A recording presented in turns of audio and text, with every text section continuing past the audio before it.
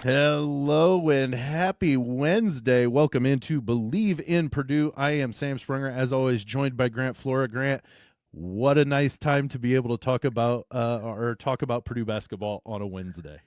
Oh yeah, that was a great game last night. Just exactly I think what Purdue needed, and really excited to talk about it with what we have in store for today's episode. Yeah, with that, we want to bring in our guest is former Purdue Boilermaker, and I would almost say an armchair analyst, Chris. But Chris Kramer is in the house here. I believe Purdue. Chris, thanks so much for coming on and talking about Purdue with us. Yeah, absolutely. Thanks for having me. I appreciate it. Yeah, so okay, Purdue 100-71 win over Rutgers. Chris, both Grant and I had some not some doubt, but some concerns about how Purdue is going to defend the two draft or lottery picks that Rutgers has. What did you see from the Boilermakers tonight or last night that just absolutely they did the job right? I think first with Dylan Harper, I think obviously it was very beneficial for Purdue that he got in foul trouble. Yeah. Purdue took full advantage every time he was on the bench. So that was obviously very beneficial. But I think they made it hard. Dylan Harper is, what was he? Dylan Harper was 5 for 9. I mean, he played well, but, foul trouble really hindered him. And then just defensively, they couldn't guard anybody. And then Ace Bailey, I think he has a great upside. His ceiling is, so high, but I think he just takes really bad shots. Personally, I think he'd be really hard to play with. But, he has the potential to be really good. I think Purdue did a great job of keeping him in front, minus the baseline, just incredible dunk that he had. But they made him take tough twos, contested shots, and we're going to live with him making or missing those. And so, with your experience, and I'm sure you've seen it from visiting teams, do you see the crowd when they get absolutely involved in it that rattles that other team and what they're trying to do? Oh, absolutely. It's one of the best things about it, especially when teams come in and they've never played. They have, especially now with transfers, they're like, "Oh, I played in Rupp, I played here, I played there." Like, it's Trey different, man. Donaldson. Yeah, it's different. And, if you're not ready for it, you can't hear anything. You can really just lose your mind, and it can snowball and get out of hand quickly, a la Rutgers, a la, Michigan, Yeah. both those games at home. So when the crowd gets rolling and, other team just really can just discombobulate and just lose all their focus and just get really caught up in the noise and not being able to hear each other. And then as, a player, you're used to it. And, that's when, foot on the gas and you just try to, to really push that lead out. Yeah, and I'm just gonna go back to Ace Bailey. You look at what Purdue's lineup brings to the table against a guy like that. You have either Trey Kaufman-Renn, Caleb Furst, who aren't as mobile necessarily, or you're bringing Camden Heide, who maybe gives up some size. We thought in the preview that Ace Bailey was going to be a really difficult matchup. And again, like you said, he made some shots early, but ultimately, especially in that second half, really didn't do the kind of damage we thought he would. So, how important is it for Purdue to continue to have that kind of defense where they can stop those matchup issues like Bailey as they go on to the postseason and the end of the regular season? I think the biggest thing for Purdue moving forward is going to be keeping the ball out of the paint. I think that's what Coach Painter's talked about, before is, and then stringing stops together. If you live with guys making contested twos, making contested pull-ups, you're going to be successful a lot more than you aren't. And but once that ball gets into the middle, you're going to give up fouls. You're going to give up spray outs for threes. You're going to give up layups. That's when, like Wisconsin, the wheels can just fall off and you're just giving up everything. And when Purdue is solid defensively, when they help and they know who's helping, who's rotating, when they're really on their game, they can be really tough. But when they have breakdowns, they usually get punished. And, that 4-game stretch, that 4-game losing streak, they got punished on every mistake that they made defensively. Let's look at the bench for the game against Rutgers last night. 30 points from the bench from Purdue. There have been games where we haven't seen any points from the bench. And Jim Boeheim had the famous saying of, I don't need to play I don't need a deep bench when I've got 6 good rotation. But how important is it though when you're rotating 8-9 people in to have some production when your big 3 are taking some time to get their breath? Yeah. Last night was incredible. That's probably one of the highest bench scoring games this season. Miles hit those first 2 shots. Jakari was great. I like that he was aggressive. We got some buckets late there from, Brian and Will and things like that. But when the bench scores, it just takes more pressure off of the big 3. It can take a little bit away from Braden having to really press and maybe take some bad shots that he doesn't want to, but he's looking to be aggressive and, trying to create and, score for himself. Or Fletch doing the same thing. Obviously, TKR, even his bad shots are still good shots, I'd say. I mean, it might look unorthodox. It might look awkward, but I mean, I don't know what his overall field goal percentage is, but I mean, he's been incredible, super efficient. So, whatever shot he takes, I'm like, we're good, right? So, but when those guys on the bench make shots, it just takes the pressure off. And then too, as a defense, they have to go and guard those guys. There's been games where they haven't guarded Cam Heide, where they're just letting Miles Colvin shoot. And when they're making shots, you have to go out and it just makes the game easier for the other 3 guys. So 19 of 30, 18 of 36. Purdue shoots 19 of 30 from 2s and 18 of 36 from the 3-point land against Rutgers. Where's this bet? I mean, I know shooters go through streaks and stuff, but there have been a lot of games that we're lucky to get 2-3 3-pointers made. Is it just one of those that we're finally hitting that upside to where they're coming through with their percentages now? I mean, I think you can take – Rutgers was lost defensively. Yeah. Gave up like 3 or 4 transition threes just unguarded, just complete breakdowns defensively. And then when they play drop coverage, if that guard can't get over the pick and roll and Braden's walking into threes, those are horse shots for him. Mm-hmm. And once he hits 1, he hits 2. The best shot that Braden Smith took tonight was the heat check, I thought, from the logo 3 that he missed. That's the one that I appreciate. I'm like, when you have it going, take that. But, when Braden and Fletcher hit 14 threes together, it's going to be a long night. And, I think obviously credit to Purdue for making the shots, but I think it was more Rutgers breakdowns tonight than it was Purdue running great stuff. Is there a better backcourt when they're hitting like that, Lawyer and Smith? I mean, really, because Braden still had 9 assists Mm-hmm. and only had three turnovers, and he still. Oh, by the way, he hit 7 threes as well. Is there a better backcourt when they're like that? I don't know. I'm sure you could make some arguments, but I mean, when they're hitting like that, they are incredible. What are you going to do? Right. You can run them off the 3-point line. Fletcher's going to shot fake. If you fly by, he's going to take a sidestep and shoot it. He's going to go and shoot a floater. Braden's going to come off the pick and roll. If you come up, he's going to get by you. If you just play drop defense, he's going to shoot it. That's why I don't know. You could make an argument. I said when they're rolling though, they are definitely one of the best front courts. Backcourts in the country. Yeah, that's an okay answer. I totally get the feeling like a homer when you're like, yeah, they're the best, but it's really, really hard to know of another one that, just off of the top of my head, and I'm sure there are, but when they're on, they are so dangerous. It's just an incredible feeling and ability to have when you have 2 guards that can just shoot out of their mind like that. No, well, and they're doing it at the right time.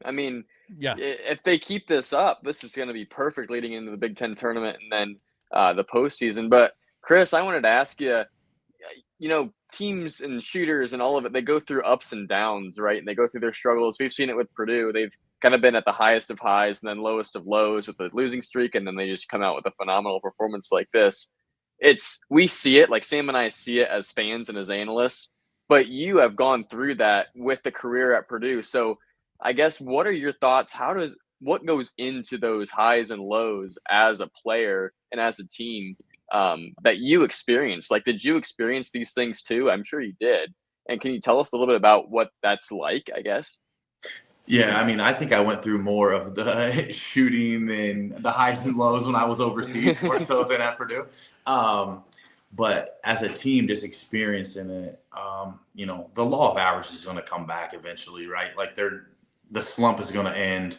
I mean, Braden's hit 13 out of 23, I think, in the last 2 games. Yep. And then Fletch has just obviously been shooting at an incredible clip all season. But it's all going to come around. The work is going to speak for itself in the long run. You're going to have games where you miss shots. You're going to have games where you don't get as many. You're going to have games where you take contested shots, or they're going to run you off the 3-point line and you got to take different shots than you want. So it's all kind of predicated around the defense, right? And what they do and how they guard you. But if you let Purdue play against this Rutgers defense, they're going to hit 14, 15, 16 threes every game just because they're just playing horse. But I do think it does, come down to the defensive scheme. I don't know. I personally, if I was the opposing coach, there's no way I'm playing drop coverage against Braden Smith. We're trapping him, we're high hedging, we're doing everything to get the ball out of his hands and then making somebody else make plays and make him get the ball back with 7 seconds on the clock instead of, just being able to control the game like you did tonight. So that's just my opinion. When teams do that, it's like, you're screwed. And I mean, he scores for himself. He has 9 dimes and, Purdue wins by 29. Yeah. But the game has been harder for Purdue when people do high hedge, when they do have a bigger guy on them, when they do take away the pocket pass, when they do some of those things, the game gets a little bit harder for Purdue. When people do run Fletch off the 3-point line, so it's just a game-to-game scheme, and obviously how Purdue is going to counteract what the other team does. Before we go to our break, last thing about the game against Rutgers, what do you think this does for their mentality of, it was a hard-fought game against UCLA on Friday night. You come into a game with anticipation of winning the game, but it's still an unknown when you've got 2 lottery picks. You don't know when they might both go off but you win relatively easily because you're doing the things right. How does that carry into a game that's going to be tough in Champaign, and you really do need it? Yeah, I mean, hopefully this is a springboard, right? I mean, they're going into playing in Champaign. It's going to be crazy. It's a hostile environment. Yeah. Illinois needs the win themselves. They went from being a top 4 or seed in the NBA or in the NCAA tournament to some people are having them potentially on the bubble, I can't see that. But I mean, they've just had that fall off, and I think I saw a stat where Illinois doesn't even have to play well. They just shoot so many threes. They have to shoot like 32, 36% from 3, and they win majority of their games. So how Purdue guards a 3-point line, how they rebound the basketball, which I think was huge when Illinois beat up Michigan the other day. Yeah. Like what Purdue did against Rutgers, they have to be ready for Illinois to come and do that, because all those extra possessions, offensive rebound, kick out threes is the best shot in basketball. And that's what Illinois lives off of. So they got to be ready defensively, especially on the glass. And then I think you have to get Kasper Shakatunis in foul trouble. He's kind of the engine that makes it run. And when he's in foul trouble, they're a completely different team. All right. Well, we're going to take a quick break for the audio podcast. We'll come back with Chris Kramer to talk about his overall general. I mean, we've kind of touched upon it a little bit, but general thoughts and things from the start of the year to what he sees going the rest of the year. On the other side of the break, you're listening to BLEAV in Purdue on the BLEAV and Lounge Sports Network. Okay, we are back. We are joined by Chris Kramer, former Purdue Boilermaker. Chris, you've watched this team. Let's go back a little bit. First off, I want to ask you, as a former player who kind of set the table for what we're seeing now in Purdue, what was it like watching your guys play in the national championship? First off, the Final Four, then the national championship game. Yeah, that was awesome, man. I remember the game against Tennessee. I was in Sarasota on spring break. We're driving to dinner. I'm watching the last, however many minutes on my phone as we're driving to dinner. And then we win the game, and I just yell, nobody else has any idea what's going on. And at that point, just ecstatic, right? I mean, Coach Painter got the monkey off of his back. That was kind of the knock on him all along. He can't win the big one. He can't get to the Final Four. And then just for the guys, after the year they had previously before last season, the way it all ended, to come back and, make that run, get to the Final Four was awesome. But watching it, being there, was incredible, man. Like, that atmosphere was 50% Purdue. It was amazing, crazy. Boiler Nation showed up and showed out. Unfortunately, we ran into probably the only team that probably could have beat us that year.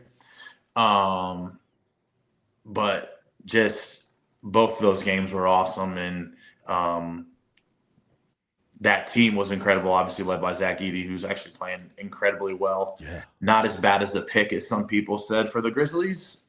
He's not just tall, you mean? Yeah, he's actually shooting threes, and actually he's playing really well. I wish he could get more opportunity offensively, but he's played really well this season. So, really happy for those guys. But I think last year really helped Braden Fletch, Trey, Caleb, and then Cam and Miles, kind of set the table of what the expectation was moving forward. Like, hey, this is the standard. How are we going to, maintain it and then try to exceed it? And obviously every season has its ebbs and flows, it has its ups and downs. Obviously with Daniel Jacobson getting hurt, kind of derailed a little bit of their defensive scheme. Yeah, it did. But the one thing with Coach Painter, he's going to continue to adapt. He's going to continue to evolve to put the best product out there. And it might not be perfect every night, but they're going to continue to tweak things. So hopefully, we're starting to see, with one game, before the Big Ten tournament, that Purdue is hopefully, playing their best basketball, going into the postseason. I've got a real quick question before I know Grant's got one. What do you say to people that say Matt Painter doesn't know how to make adjustments in game? Because I'm sure that he's not just sitting on his hands going, all right, we told you what to do at the beginning of the game. What do you say to people that say that?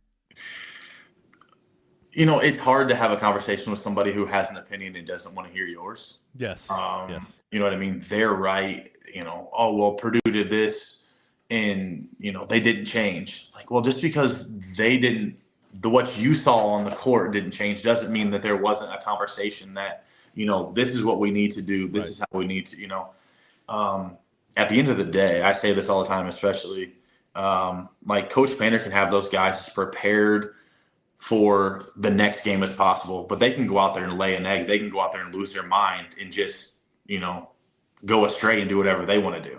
Mm-hmm. And then that's when you see, backdoor layups. That's when you see alley-oop dunks. That's when you see all these breakdowns that lead to easy baskets, and everyone's looking around like, what the heck is going on? All of those where you just kind of lose your mind, you lose your focus, you lose your discipline, and do whatever you want. That's when you leave the rest of your guys, just hoping to be in the right position guessing what you're going to do because you're not doing what you're supposed to do, and it can really just derail everything defensively. So those conversations are really hard to have with people because they're dead set that they know that Coach Painter doesn't make adjustments. I've had coaches in Europe where no matter what, it's, hey, you're not playing hard enough, you're not doing it good enough, you can do it better. And that's not how Coach Painter is. Yeah. They're making adjustments. It might not be major adjustments, so like to somebody that doesn't have a real clue about basketball will understand. But you'll definitely see adjustments, especially offensively, if you have an idea. If they're guarding a certain way, if they're trapping from, when the ball goes in from the 45, then in the second half, they throw it in from the top, or you take away the double and just make it a little bit different. But if you don't know any basketball, then it's hard for you to really understand. It looks the same to everybody. Yeah, I get it. Yeah. Go ahead, Grant. Yeah, well, like you said, you played for Coach Painter, but it's also been, roughly 15 years since you were there, and give or take, we'll put it that way. The point is, though, that the program has changed and developed a lot since then. It's still Coach Painter. He's still a great coach, and the program was good then, and it's good now. But what are some ways that you've seen the program kind of develop and change in ways since you played? I know you haven't been directly involved necessarily as a coach, but how have you kind of watched the program develop since you played? So many ways. I mean, we were running predominantly motion offense when I was there. We had a few sets, we'd get JJ and each one at pick and rolls. We'd run some sets for Robbie and things like that, but predominantly we ran motion. We'd kind of invert it sometimes and, guard set screens for bigs and, do some different things, but predominantly that's what we did. And now they have a NFL-sized playbook that, Coach Painter has literally turned into an offensive savant. Not that he wasn't back then. He's just grown, matured, evolved as a coach, and he's so confident in himself as a coach, as a man, and you see that in the way he delegates to his staff, for PJ to run the offense, for TJ and Paul Luss to run defensively. And he's just kind of, when he has something to say, he says it, and then he has full trust in those guys. But that's one way I'd say offensively. I think defensively, we picked up 40 minutes full court. We made the game extremely tough. We wore out the point guard on the other team. What else? We had to stay in the hotel the night before the game. I know they don't do that now for sure. We had to do all kinds of conditioning. I don't know how much they do now. So, I don't want to say it's gotten a little bit softer, but it's maybe gotten a little bit softer. But I think that's just kind of the landscape of college basketball a little bit too. But as an outsider now, kind of looking in, I'm just so proud of Coach Painter and just the culture that he has, the way that he maintains that standard, and what he demands out of his guys. It doesn't matter who it is. You can take the cannon catching thing, for example. Bro, I don't care who you are. You're going to come here. This is earned, not given, right? And that's very admirable. Somebody, that's if I had a son, even take the bias out of it, I'd be I want my son to go play for Coach Painter.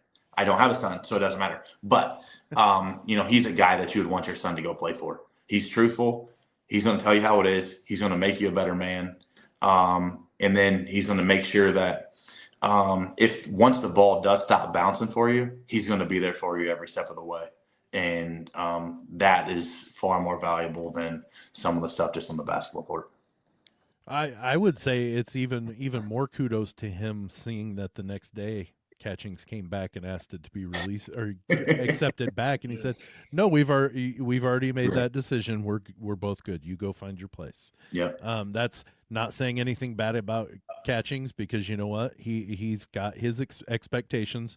You just not getting it from Purdue. When you commit, you should know that already. But at the same time, he found out really quick that Coach Painter wasn't playing. You're not going to come in and try to just strong arm me. Can you talk about a little bit right before we got just a couple more minutes? Coach Painter uses the portal, but he doesn't use it, let's say, in the way Brad Underwood uses it, to where he restocks, or like Coach Woodson in Bloomington has used it the past couple of years. Can you talk about what you've seen from just those people that he does go and get from the portal in the past few years? I think he's very selective, right? He's looking for a specific need of Purdue. I think next season he could be looking for something very specific. But that's obviously up to him at the end of the day. He's not going to just try to go get anybody. He's going to be very selective with, hey, we have these 2 to 3 names that if we can get, they could really make us better. And if we don't get those guys, then I think we'll be fine. But that's one thing. You can't just go get anybody. You see it with Indiana, who's actually started to play well lately. When you go and just buy a whole team, they have no camaraderie. There's no sense of playing for Indiana. There's no sense of playing for Purdue. Like, man, it's how much did I get? I got $1.2 million in NIL. Cool. I'm here for how long until I go to the NBA? Like, that's just a different world that we're in now. And some teams can do that and be successful, but it's hard to do because you have to get complete buy-in from all those guys who have been the guy to buy into a role and maybe take a back seat and sacrifice in ways they've never had to do before. And that in itself for a 18 to 22-year-old to have the capacity mentally to be like, hey, I'm going to take a back seat here. I'm still going to get my opportunity, but it's not going to be as big of a role as I would expected. But we're going to win. I'm still going to have an opportunity to go play at the next level is a very mature thing, and not a lot of people can do it. People they don't even know. I mean, they don't even know most of the guys until they play with them for a few months or whatever. Like, yeah, that's wild. I mean, you look at Kansas. I mean, the 2 guys from the Big Ten have utterly destroyed Kansas basketball. I mean, I hate to say it, but Hunter Dixon and AJ Storr have just made the thing implode. And, you have to know what you're getting. You might be getting a great person, a great player individually, but how does that person make the team better? How are we going to bring them in to really gel with the group that we have already to try to make this thing, be a national title contender. And, it's not a majority of the time.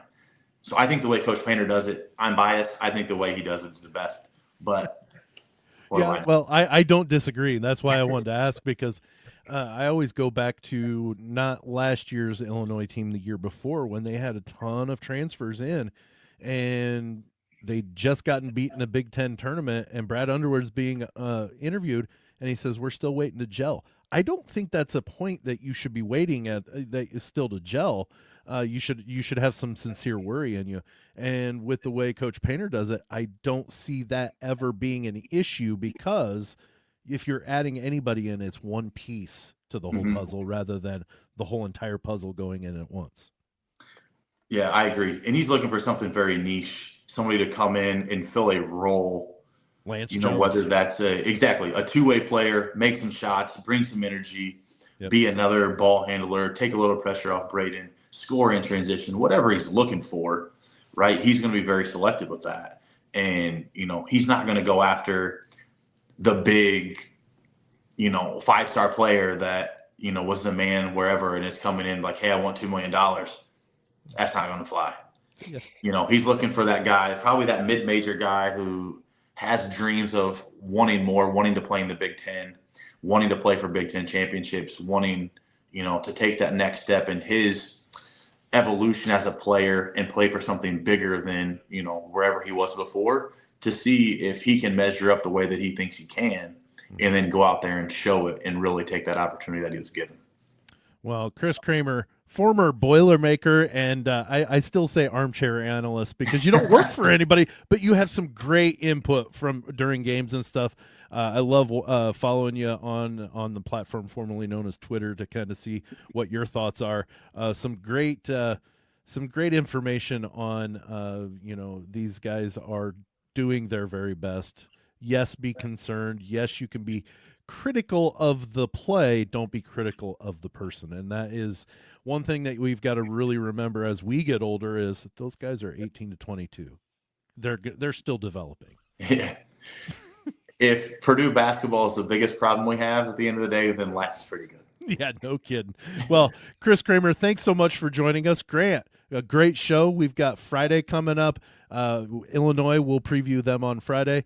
Thanks so much for joining us on BLEAV in Purdue, and we'll see you on Friday.